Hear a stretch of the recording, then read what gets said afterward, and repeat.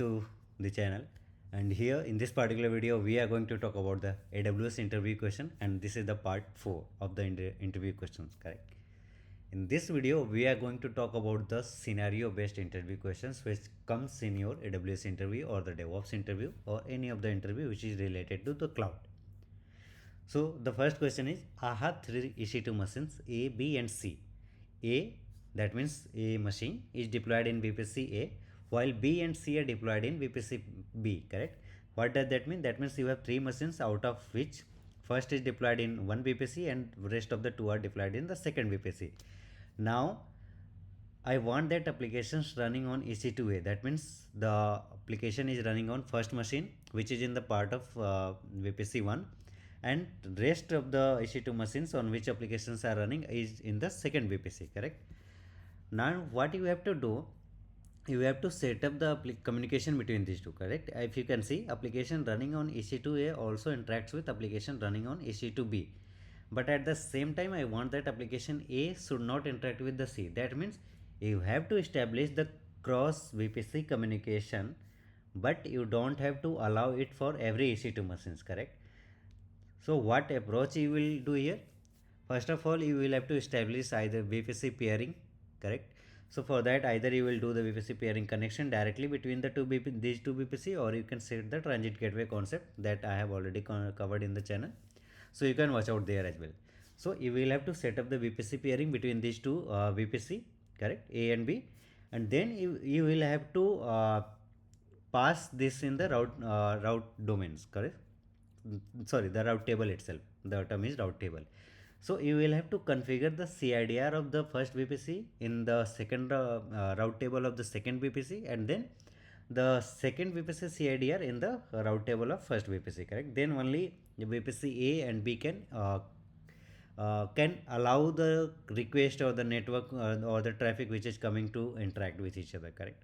So that VPC pairing you will have to establish. Then you will have to implement the security group so that the request can go up to there on the second VPC, second application which is in the which is on the second machine, that is called as B, correct? So here it comes as a VPC pairing connection, and then the security group and NACL. All these three concepts will come here into the picture to implement this. Then next question, on a day with unusually high traffic for an e-commerce application, how would you as a cloud engineer manage the current setup to handle the load smoothly? What does that mean?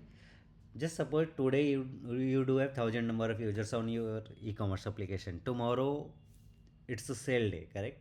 Or any of the festive season. Accidentally, sorry, not accidentally, you are predicting that your traffic is going to be high, or even if you are not predicting, suddenly it will go high. So what you will have to do, first of all, your e-commerce application should be highly available. For that you can deploy this in multiple subnets.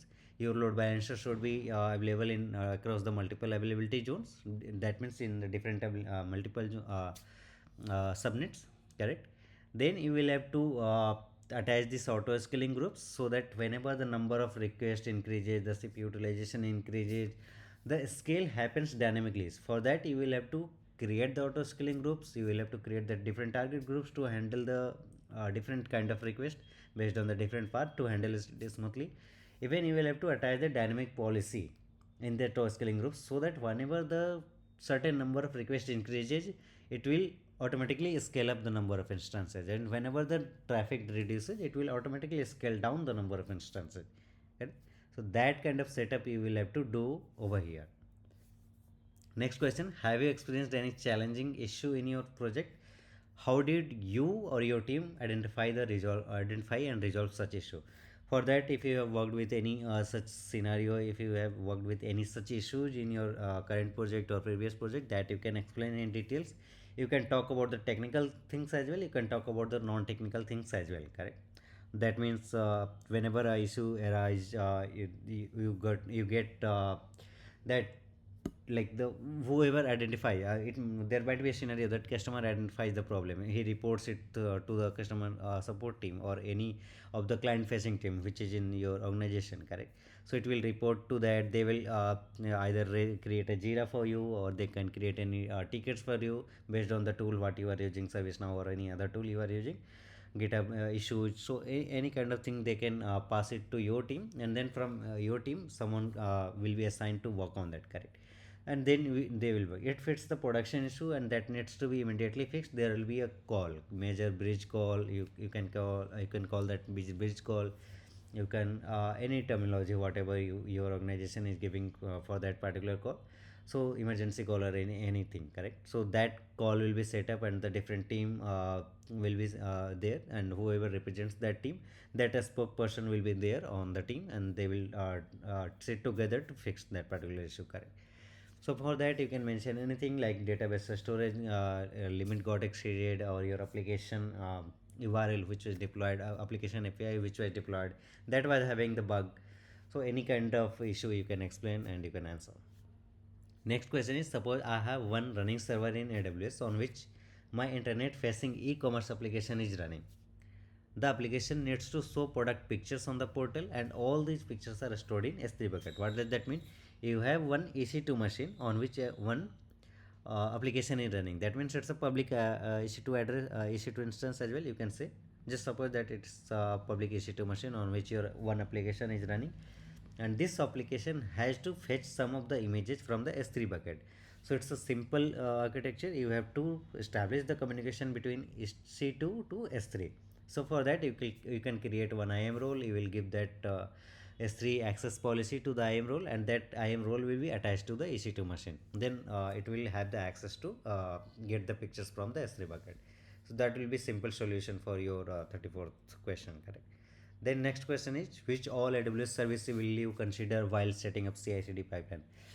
If you are setting your Jenkins as a CI/CD pipeline, you can consider and you are deploying your application on the EKS cluster, so you can consider the EKS. You can consider your ECR to create the Docker images and post it to the repository, so you can consider ECR.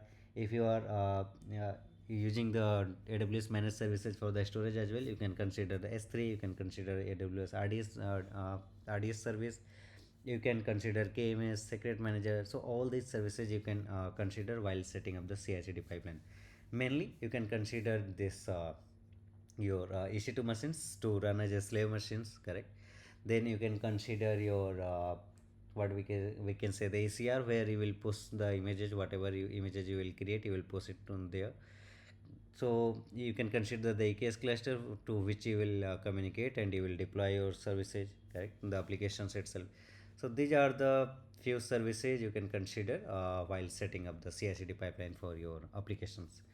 So in this video I wanted to talk about all these 5 questions only, which are scenario based, and in next video we will be talking more about the different interview questions and the different AWS services. Till the time, thank you, bye bye, and stay tuned with the channel, and subscribe to the channel as well, because that is the only thing which motivates me to create more and more content specifically. So till the time, thank you, bye bye.